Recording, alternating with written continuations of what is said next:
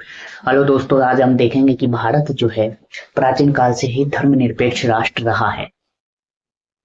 तो जब हम सिंधु घाटी की सभ्यता पढ़ते हैं तो उसमें जो है सभी लोग स्वतंत्र रूप से अपना अपना कार्य कर रहे थे। उसके बाद जब हम वैदिक काल में आते हैं तो वैदिक काल में हमारे यहाँ पे कई प्रकार के पंथ पाए जाते थे, जैसे कि बहुदेववाद भी पाए जाते थे, एक ईश्वरीयवाद भी पाए जाते थे, और जो है नास्तिक भी पाए जाते थे। तो इन सब के साथ समान व्यवहार किया जाता था।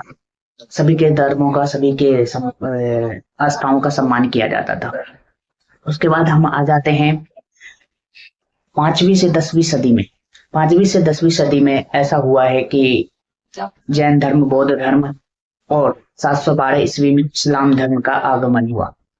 ठीक है, यहाँ पे भी सभी के साथ सम्मान व्यवहार किया गया। अशोक के 12वें शिलालेख में यह कहा गया कि सभी के लिए सहिष्णुता, सभी के लिए सम्मान बनाए रखें। अपनी प्रजाओं से उन्होंने यह ऐलान किया। उसके बाद आधुनिक भारत में हम आ जाते हैं तो कई सारे भक्ति आंदोलन चले, सूफी भक्ति आंदोलन, और क्या बोलते हैं,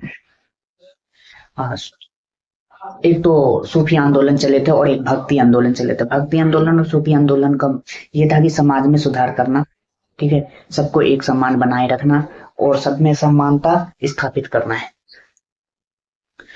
तो सूफी आंदोलन में जो है प्रमुख व्यक्ति थे मीराबाई जी, ठीक है, तुकाराम जी और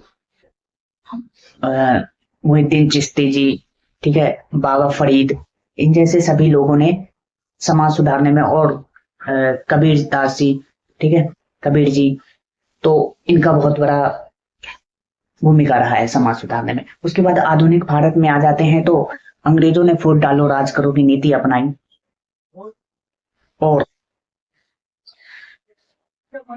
1909 में इन्होंने मुस्लिम निर्वाचन के लिए पद्धति लाया और 1935 में इन्होंने महिला और अनुसूचित जाति और जो है श्रम वर्ग के लिए अलग अलग जो निर्वाचन की व्यवस्था लाए।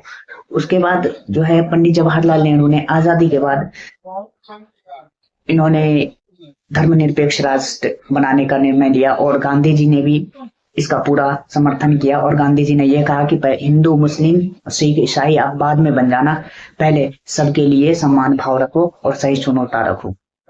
तो धन्यवाद आज की वीडियो में। इसके लिए मैं फुल वीडियो बना दूंगा यदि आप लोग कमेंट करते हैं तो।